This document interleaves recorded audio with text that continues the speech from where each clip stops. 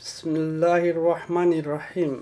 halkani waa wadani tv.com oo aad nagala socotaan barta internetka. wadani tv waxaa maanta uu jaansi u helay in aan idiin soo duubno xaflad ballaaran oo Soomaalida ku nool magaalada Las Vegas cariga Mareykanka ay u qabteen wiil yar oo magaciisa la yiraahdo Saalax Mahad oo noqday ardaygii ugu horeeyay ee Soomaaliyeed oo jaamacadda toos uga xarooda keenay buundadii laga rabay isagoo ka baasay high school. waxay u qabteen xaflad aad u qiimo badan 30 bishii June iyagoo halka kooga luulyana ay ku soo foolahayd oo ah maalin aad iyo aad Soomaalidu taariikh u mudan tahay oo meel kasta loogu dabaaldego maalinkii calansaarka xorriyadda Soomaaliyeed midowga waqooyi iyo Muqdisho. maalinkaasi oo kooga luulyo loo yaqaan ayaa xaflad ballaaran waxay ku xuseen Soomaalida degan Las Vegas oo ku soo watay in Saalax Mahad oo high school ka baxay noqdayna ardaygii ugu horeeyay ee magaaladaasi toos jaamacadda uga xaroodo. xafladii oo la furay waa kan gudoomiyaha jahliyadda Las Vegas Cabdiwaaxid. xaflad weyn oo talagalnay walaalkeen Dr. Saalax ee qalan jabintiisii iyo arrimo kale oo waaweyn oo ay ka mid tahay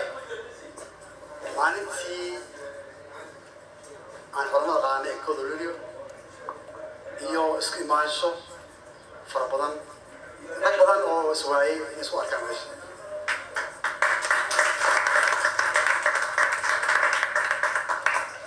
abaar baa la joogay rag waa daalay waxaan rabnaa inaan qabno xafladeeda. waxaan doonayaa inaan kusoo dhaweeyo Sheekh Muuse oo laba yahay oo وانا هنيا شمس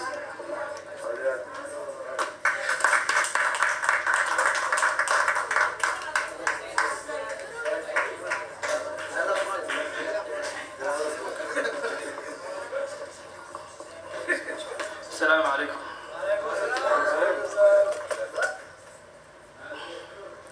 بسم الله الرحمن الرحيم.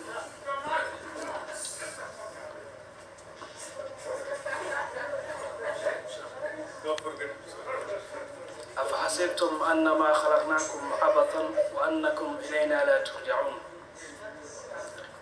فتعالى الله الملك الحق لا إله إلا هو رب العرش الكريم. ومن يدعو مع الله إلها آخر لا برهان له به فإنما حسابه عند ربه إنه لا يفلح الكافرون. وقل ربي اغفر وارحم وأنت خير الراحمين. waxaa farxad weyn noo ah in aan isugu imaano oo aan ka qayb galno walaalkeen Saalax Mahad Cabdi oo dugsi sare ka qalin jabiyay. waana arrin aad loogu baahan yahay in aan dhiirigelin aan muujino si walaalkeen uu macnaha aqoontiisa sare oo meesha uga sii wato. aqoontana waa mid mar walba loo baahan yahay midda adduunyo iyo midda aakhiraba oo diintana aad loogu ammaanay. dadka Soomaaliyeed oo xafladan caawa ka soo qayb galay aad iyo aad baad u mahadsantihiin. oo niga codsanayaa in aad Soomaaliyeed aasaan u wada socotaan gacmaha isqabsataan wa'tasimu bihablillahi jamiican. ilaahay wuxuu yiri subxaanahu wa ta'aala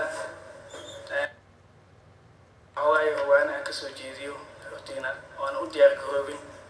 marka intaas ay noqotay macnaha inaan rutiina soo istaago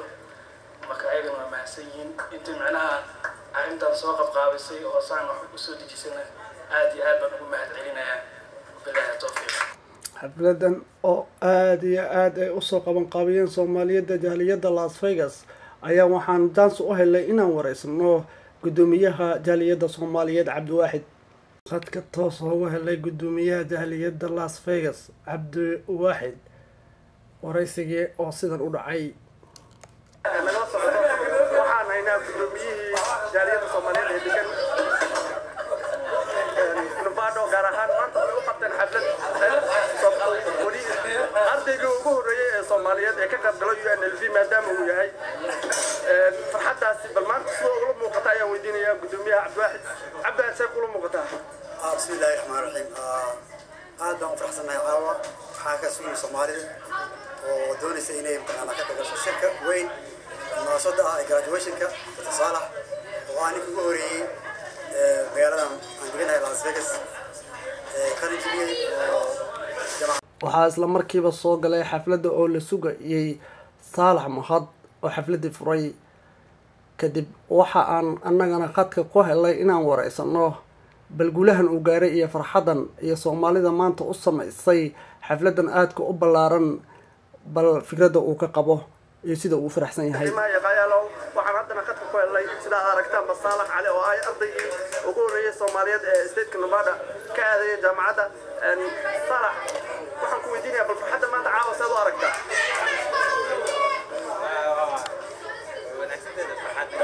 maxaa leedahay ugu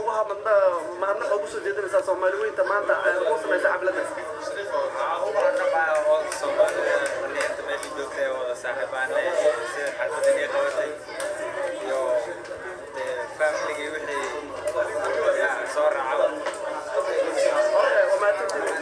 waxaa kaleento oo aan isagana jansi aan u helay inaan wareysano Soomaalida dhalinyarada mid ka mid ah oo Bashiir la yiraahdo kaasi oo muddo sanooyin ku noolaa Las Vegas bal xafladan sida uu arko Bashiir Cali bal xafladan maanta ay u dhigeen Soomaalida ku nool magaalada Las Vegas Saalax Cali Saalax Mahad maxaa markaa xafladan maanta aad u qaban qaabiseen wiilka yar ee Soomaaliyeed ee maanta ugu horeeyay ee Nevada toos jaamacadda ugu xaroonay digriigii laga rabay keenay high school ka qalin jibiyay farxad intee leeg bad maanta yacnaha aad adigu ka soo jeedinaysaa waddanka TV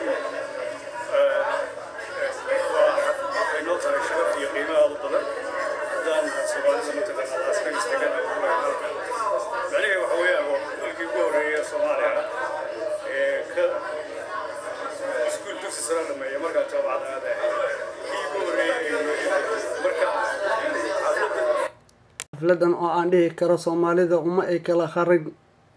Las Vegas ku nool ayaa mid ku tusaysa in Soomaalinimadii iyo qadiyadii wadaninimo ay weli Soomaalida dibadda ku nool ay muujinayaan haddaba waa Soomaalidii u qaban qabatay xafladda ballaaran aadka u dhiirigelinta ugu leh Saalax Mahad kuwani oo muuqaal ahaan arki kartaan caruur iyo haween iyo cid walbaba ay iskugu dhex jiraan oo cid ku kala hadhayan jirin waxay ku taraysaa weli Soomaaliya inay jiraan weli dad Soomaalinimada iyo qadiyadda Soomaalinimada ku dheer in laga heli karo mahadsanidin wadani tv.com